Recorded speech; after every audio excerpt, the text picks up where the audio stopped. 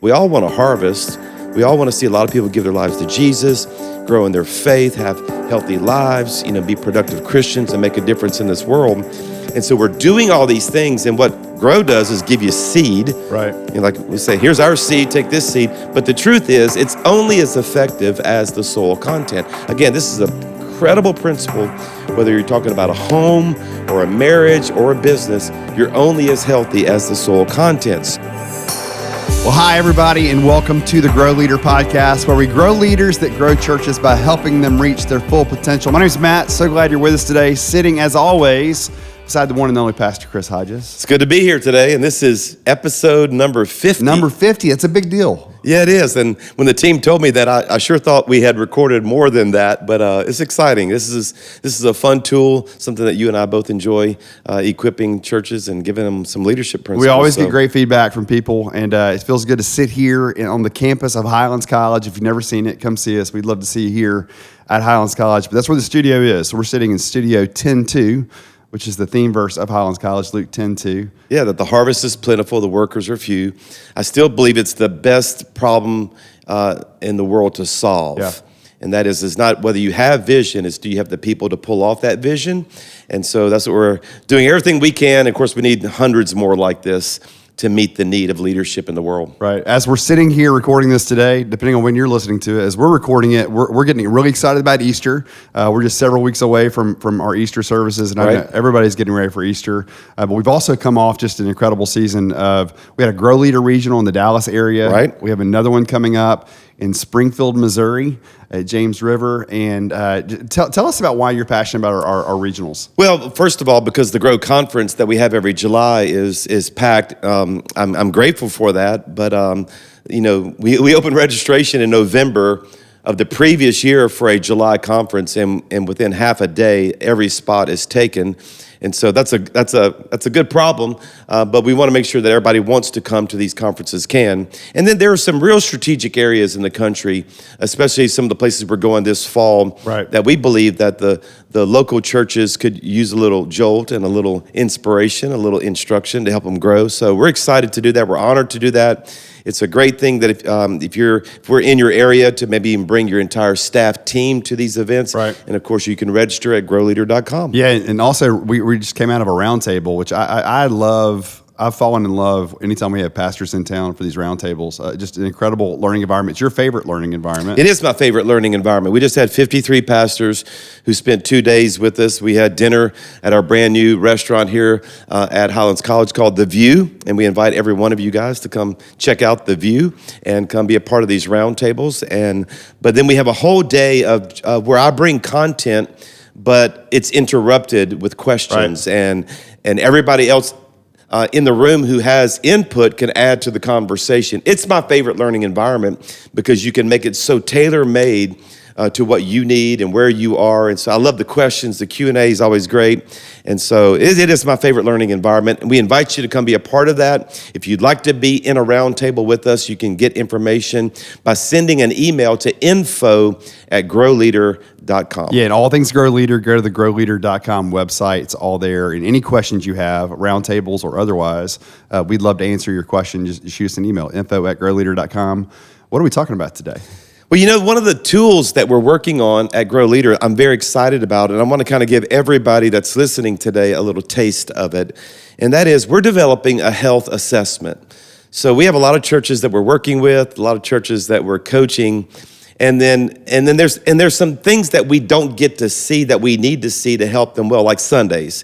So there's no way we could get to hundreds and hundreds of churches and see their Sunday services. So we're actually developing a team right now of on our Grow Leader staff to actually go to churches and go through a health assessment and kind of, remember the old secret shopper? We actually did that for, I guess, probably 12 years, where we hired a secret shopper, so none of the staff knew. I was the only one who knew that this person was on campus, and they would have to park their car and go through the greeters and check a kid into the nursery or to see how secure nurseries were. I mean, just feel and experience every part of the service, see how they were treated, respond to the cards, write things down, just go through everything that we were offering, because here's the big idea of the day. And this is a great leadership principle for anyone listening, whether you're a mom or dad or a business leader or a pastor, that time in something erodes your awareness of something. So the longer you're in something, the less you see things. So I always like to tell people, my house has a smell. It's a good one, but I don't smell it. But if you came to my house, you would know that it has a certain smell that I don't smell. But if I went to your house, I would smell the smell that's in your house that you can't smell.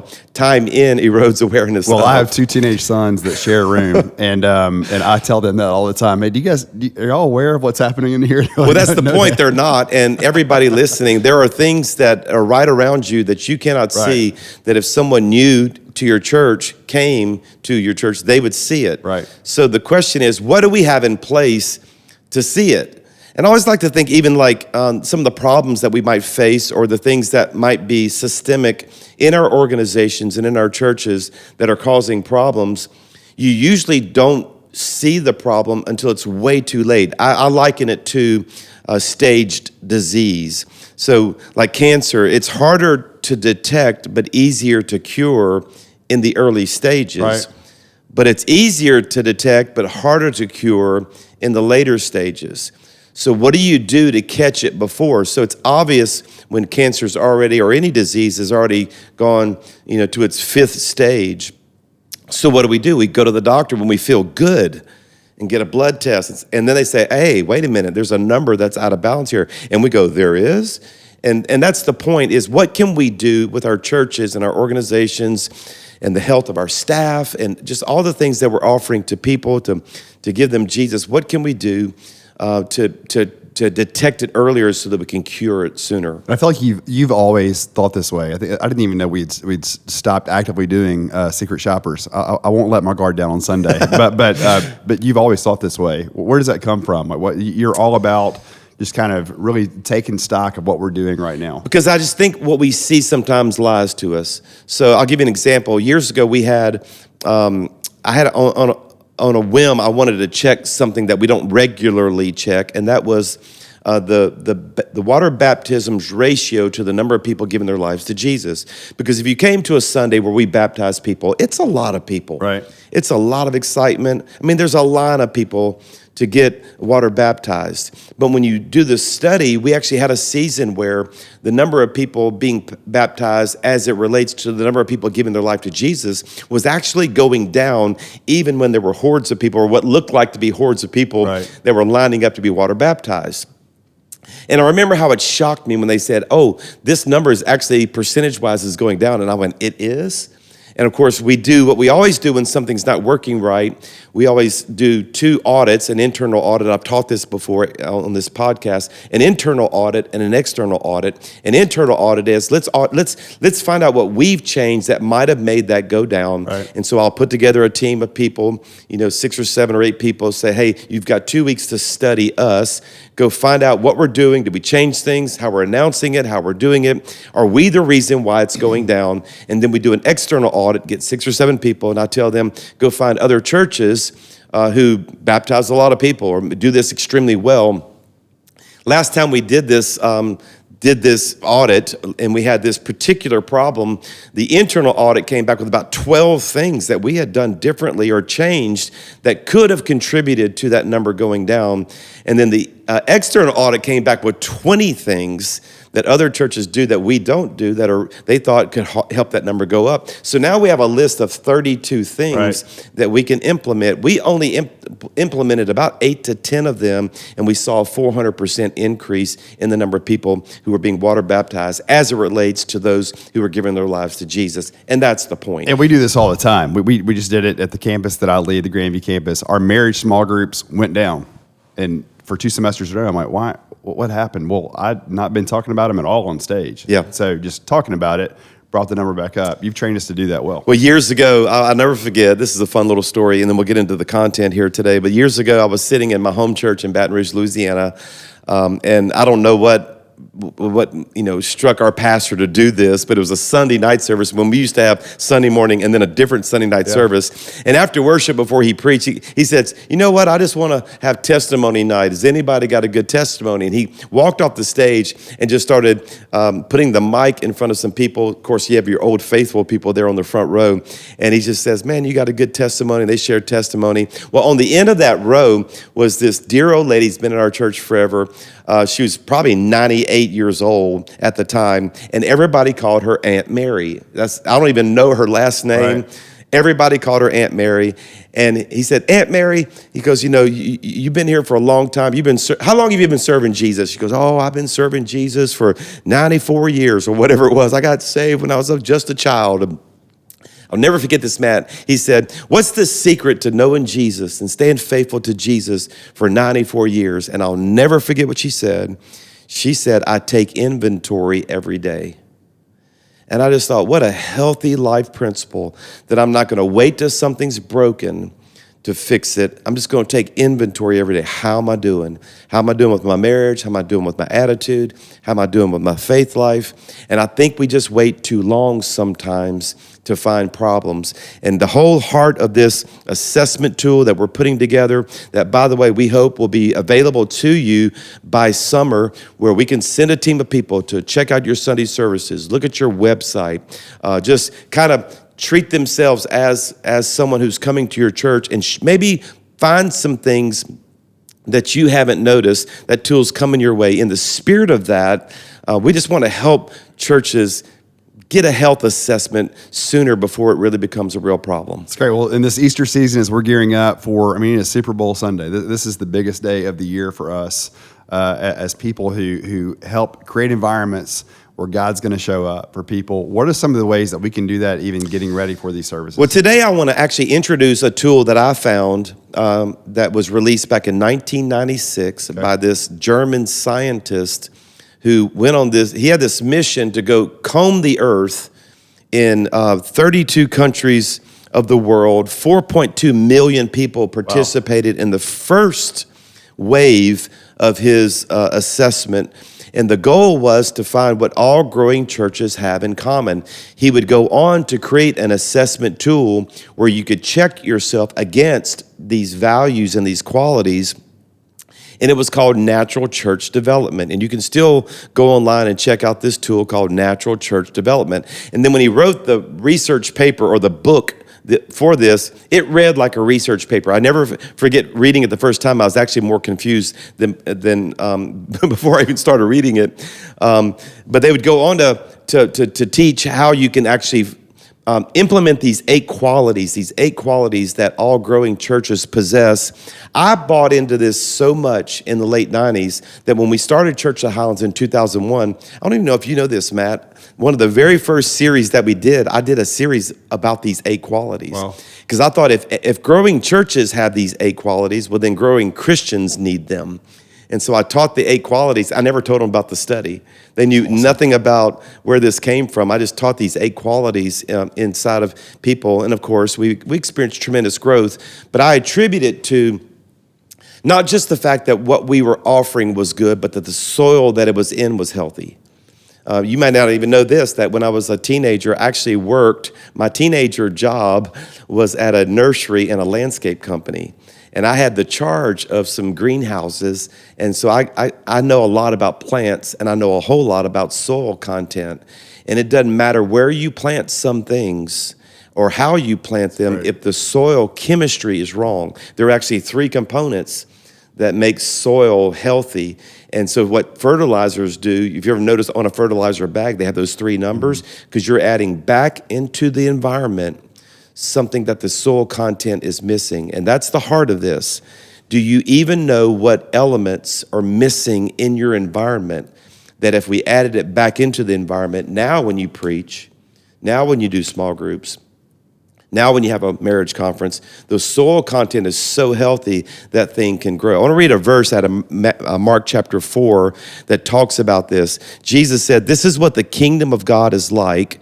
A man scatters seed on the ground, and night and day, whether he sleeps or gets up, the seed sprouts and grows, watch this, though he does not know how. So in other words, he really doesn't know why this is working so well. Or let me say it this way, doesn't know why it's not working so well.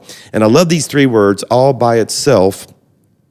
The soil produces the grain, not the seed. So we think, oh man, I preached, or we did the same songs Highlands does, or man, we have groups, or we have a growth track. No. The soil is producing the grain. First the stalk, then the head, then the full kernel in the head. And as soon as the grape is ripe, he puts the sickle to it because the harvest has come. Let me stop and say, that's our goal. We all want to harvest. We all want to see a lot of people give their lives to Jesus, grow in their faith, have healthy lives, be productive Christians and make a difference in this world.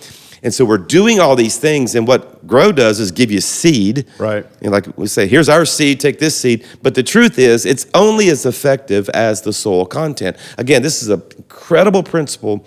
Whether you're talking about a home or a marriage or a business, you're only as healthy as the soil content. So what are those 8 things? And I want to just take a few minutes. We only have about 15 minutes left in today's podcast. But I wanted to give these 8 things. I want to read this paragraph first. The study revealed that 8 qualities or characteristics that all growing churches possess, which, by the way, let me pause here, Matt, and say, because somebody asked me this, do you think they're still true? Because this study is over 20 years old. And I say, yes, it's still true. Because I think these are enduring principles. They're not just for seasons of church life. I think these are enduring principles, and you'll see that in just a minute.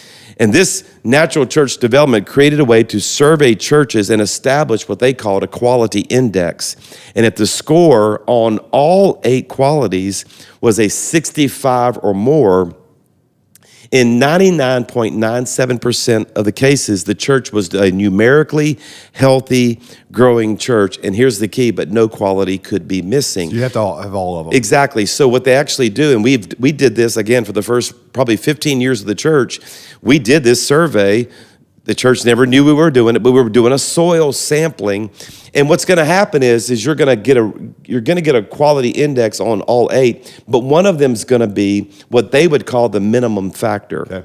So one of them is going to be the lowest. Even if it's healthy, there's one of them that's going to be the lowest. And their contention, and it's mine too, I'm saying this to everybody listening, if you know what your minimum factor is, what would it look like if you just worked on that lowest factor? They likened it to the slats of a wooden bucket. If all of them are tall, so if all the other qualities are high, but one slat of the wooden bucket is low, the water is running out at the level of the lowest slat. The question is, do you know what the lowest slat of that bucket is? Because that's where it's running out. Well, that's the one question you ask us all the time. What one thing if we made it better? And that's where this came from. That's awesome. So that's what, maybe you didn't even know this. I'm learning this right now. That this natural church development is the one that taught me about the lowest slat. That there is something in the soil content that causes seed to grow or not grow in our environments we need to know what it is so that we can improve it. Because if you raise the level of the lowest slat, it raises the water level of the whole bucket. So what are those? Very quickly, I'm actually teaching these this year at the Grow Regional in an hour-long session. So, but you guys that listen to the podcast, you guys are so smart. You don't really need a whole hour. You can get this in 10 minutes, and but we'd also love to see you in person. So yeah, we would. But I was hopefully being a little funny, but we'll get this in the show notes to you in case you're working out or driving. But there are 8 of them. The first one is passionate spirituality. Let me stop right there and say, all churches have the noun, the powers, and the adjective. So every church, every one of us has probably the second word. What we want is the first word, the adjective that describes the noun. Because every church has spirituality. The question is the spirituality in our environments, in our churches, is it passionate? Here's how they would say it. As far as healthy churches are concerned, studies show that the important thing, as long as this spirituality is real, is not the way spirituality is expressed, but the fact that faith is actually lived out with commitment, fire, and enthusiasm. So is that saying style is not the important factor? They're actually saying it doesn't matter whether it's contemporary or liturgical. Wow. That if people are passionately in love with Jesus, those are the churches that have a soil content, an ethos, an environment that causes things great. to grow. And they say, and this is so important for everybody listening, it always begins with the leadership. In fact, Gallup, not too long ago, had a survey that came out and they said that the number one factor for the credibility of a church, now listen to that, the number one factor for the credibility of the church was the passion of the leadership. Like the people are most bought in and you become most believable whenever your faith leader, your pastor that's listening, your faith is passionate, enthusiastic. And the way I like to say it, Matt, is like you almost act like you just got saved last night. Right. You're still so grateful Jesus has forgiven your sins. You consider it the highest honor of your life to be called to ministry. And when we lose that, we change that environment. And that's the thing you talk about most with our staff. Every time we get together, the thing you spend the most time talking about is not, hey, I need you to get better at this. It's, I need you to just to stay in love with Jesus. Let's not forget what Jesus did for us. Because we are hired to do something. Right. But the truth is when we do it, we're bringing an attitude, we're bringing an energy, if you will, with that. And if we've lost our passion for the church and for Jesus, but we're still an expert or good at what we do, I'm telling you, the whole thing's going to go down. So the way I say it is the greatest gift that you give me as a staff is your love relationship with the Lord. I want you to keep that healthy. Here's the second one. And again, you're going to see the origin of some things that came into the Highlands culture and even into the Grow culture that I didn't really create. It came from this natural church development. And the second one is gift-oriented ministry. In other words, we're not going to just raise up volunteers. We're going to find people's gifts. The basis for this quality is the conviction that God has already determined which of us as Christians should best assume which ministries in the church. So in other words, we don't ask everyone to do everything because we're all wired differently. The role of the church leadership is to help its members identify these gifts and then integrate these gifts into ministries that match the gift. In other words, you would never want someone who doesn't have a passion and a gifting to serve children who doesn't enjoy being around children. Right. But there was a volunteerism kind of mentality in the church, at least there was about 25 years ago, that now needs to be more gift-oriented. Here's the tragedy, Matt. And that is most Christians, according to Fuller Theological Seminary, more than 80% of Christians in churches in America right now do not know what their spiritual gift is because churches haven't created what I call a process where people can discover their gifts. And that's where the growth track came from. People don't know that. But the origin is I'm going to try to solve the problem that 80% of Christians in churches don't know what their spiritual gift is because they can never be integrated, or we can't create ministries around these gifts if we haven't discovered them in the first place. Yeah, and if you're looking for a way to do this, I would invite you to check out Highlands Resources. We'll link that in the show notes on how we do Growth Track, the purpose of it, all the steps of it. We'll get you more information about that on a resource page. All right, here's the third one. So again, all of us have this noun, but it's the adjective. So you have ministry, but is it gift-oriented ministry? The third one is empowering leadership. So every church has leadership, but the question is that leadership empowering? Listen to this paragraph that describes this quality. Leaders of life-giving churches do not try to build up their own power to become all-powerful. So in other words, this isn't about ChrisHodges.com. This is not about the ministry that I can create, that I just get everybody else to help me do what God's called me to do. No, exactly the opposite. Empowering leaders considered as one of their most important tasks to help Christians develop greater degrees of empowerment. In other words, we're going to help you shine. So that's when I learned this principle, it's how I found people like Dr. Robert Record, because I was looking for people not to serve my vision, but I was looking for people with vision. I'll never forget the day that Dr. Robert Record said, I went to medical school to be a pastor. I said, I don't even know what that means. Right. He goes, no, I went to medical school because I've always dreamed of having a clinic where we can share faith in Christ with people. And lo and behold, the Birmingham Dream Center and the Christ Health Center was born, but it was out of a quality that I bought into, that I put into the soil content of Church of the Highlands called empowering leadership. And I think it's one of the most important things we do to this day. We have an environment here where you actually ask the question, hey, what are you dreaming about? Well, what's the dream God's put in your heart? Tell me about that. And it's not an alternate vision. It's the same vision as our church. And when it supports it, you're like, hey, go. How do we support that? How do we fuel that? How can we make that happen? And I'm not against pastors or leaders who have such dynamic personalities that they do build ministries that are named after them. I'm not being critical whatsoever. I'm just saying that if we had an environment where we were empowering leaders and looking for the dream and vision inside of others too, which is again where the name Dream Team came from, was this quality. Yeah. The origin of it is found in this study. The fourth one is, and we got to get moving to get all 8 to them. The fourth one is functional structures. Let's don't spend a lot of time on this one because we talk about this so much at GrowLeader. But basically that church structures are not an end in themselves, but only a means to the end. And the most important criteria for forms and structures in the church is if they fulfill their purpose or not. Healthy churches have the ability, listen to this, to lay to rest or to change whatever is not measuring up to this requirement. So the way I've said it is, we're not gonna defend something that's not working. We're not gonna stick with something just because, man, it used to work or we've always done it this way. No, we're gonna create systems that actually work. Right. And measure our effectiveness. So the right way is the way that works. The right way is the way that works. The fifth one's gonna surprise you a little bit, and it's what Christian Schwartz in this study found called inspiring worship or inspiring worship services. So again, we all have worship services, but the question is, are they inspiring? But the definition of inspiring is what's going to surprise you. And this is all statistical driven, study driven. So I'm not making this up. Research indicates that the question is not about, again, the worship style, but instead, the key criteria is something else. Is the worship service an inspiring experience for those who attend? People who attend inspiring worship services unanimously declare that the church service is, and for some Christians, this is almost heretical, a heretical word, is fun.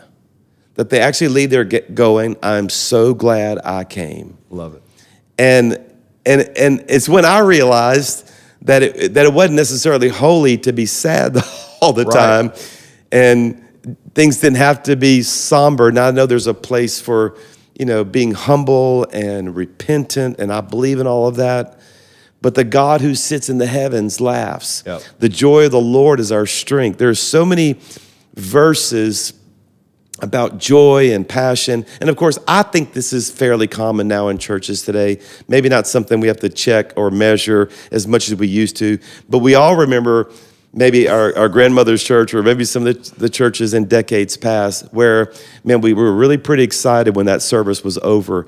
It had some great qualities to it, but I'll never forget the pastor I grew up with, and I'm not being critical, it's just a funny story, but he used to say things like, the joy of the Lord is our strength. He would just say it in a way I was like, man, I've seen joy, but I don't think that's really what it looks like, And just having experiences where there's laughter. I think generosity is another way that creates that inspiring experience. And of course, we want that joy to be authentic. I need you to tell a story about Pastor Lane coming to you with an idea in the early days of the church. Well, yeah, it was early on as the church, we were looking for ways just to kind of surprise people with our generosity. And Lane came up to me. I was the first year of the church. We were in this high school auditorium. I think the person who unlocked the building was late, and we didn't get the air on. It was hot the whole service.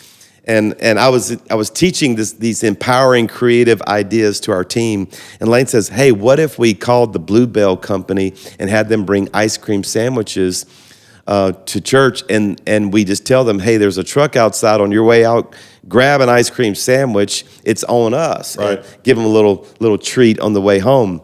And so the benediction that day was, hey, everybody, instead of, just the Lord bless you, keep you, we're praying that over your life, but we're also letting you know there's a Bluebell truck at the front door, and there's full of ice cream sandwiches. Grab one on your way home, and you can't pay for them. You've already paid for them with your giving. God bless you. Have a nice treat on your way home. And the excitement and the energy, I think we spent $600 that day, Matt, to buy those nickel ice cream sandwiches, but it felt like we got a $600,000 value out of it just because of a generosity and the fact that who does this? Right. You know what I'm saying? Yeah. And I think it's thinking that way that is the heart of this that made made you? And we haven't reminded stopped of that doing story. It. What's Stopped that? doing it. Mother's Day, the mothers are going to get a gift. We get cookies and hot chocolate at Christmas services, and people come back and say, my kid said we had to come because they weren't going to miss the hot chocolate. So when I learned this quality, we actually had staff meetings and creative meetings where we simply asked two questions. What do we have to do, or what would we have to not do to actually get this, where people go, I am so glad I came. Had fun. Yeah, and so that's a great discussion for us to have. I think a lot of the churches now, 25 years later, or understand that. Some of these other ones still need to be worked on. But the point again is, if you checked your soil sample of your church, would your church say, man, this is an inspiring experience? The sixth one, and we don't have time to teach this. In fact, I hope to bring an entire podcast on this topic, but it's what he called holistic small groups. In other words, small groups that touch every area of life. That what great, healthy churches have are a system of small groups where individuals can find intimate community, practical help, and inspirational and intensive interaction and discipleship. Great churches have groups. And I think this is more important than ever, and we're going to bring this up in another podcast. The seventh one, again, is another one that I think is, in my estimation, is healthy in churches today because we get it, and it wasn't always there. But what every growing, healthy church has is what they call need-oriented evangelism, that we're going to understand the needs of our community, and we are going to create ways not just to make the people come to us, but we're going to go to them. The outreach mindset. Healthy churches share the gospel in a way that meets the questions and needs of non-Christians. So we pray for the lost, we give to missions, we celebrate changed lives, but we keep others as the reason why we exist. And finally, and this one I do want to just hang on just for a minute or two, because I think this is a quality that we all need to get a soil sample check on, that if it's healthy, it might be one of the most important right now and one of the most missing, certainly one of the most needed. And they simply called it loving relationships, that healthy churches manifest a measurably higher, what they called love quotient, than stagnant or declined churches. Unfeigned, practical love endows a church with a much greater magnetic power than all the marketing efforts in the world. You say, Chris, how do they measure this? This one's so surprising. They found out that you have a healthy, loving relationship church if your members are getting together, even though you didn't create something to get them together. Like, have they really found their tribe, their friendships?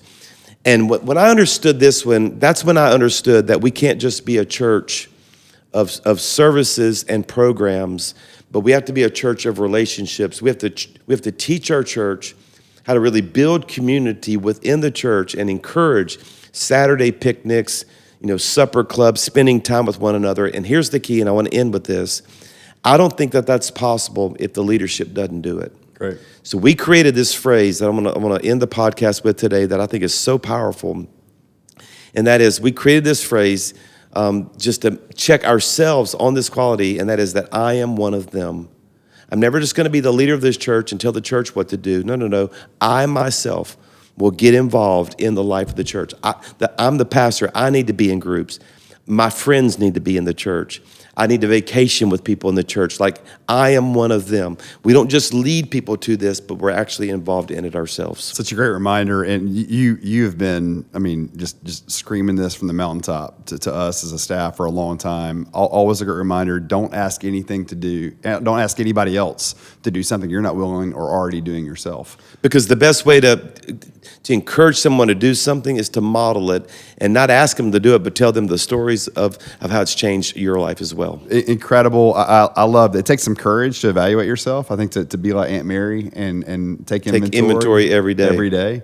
It takes some courage, but it just is what it is, but it shows you where to get better. And I think we'll all do that personally, but also as leaders of the greatest gift outside of Jesus that God gave the world, which is the church. Exactly. It changes everything. Exactly. And we'll have this tool coming your way so that you can hopefully find what's maybe not healthy before it's too late.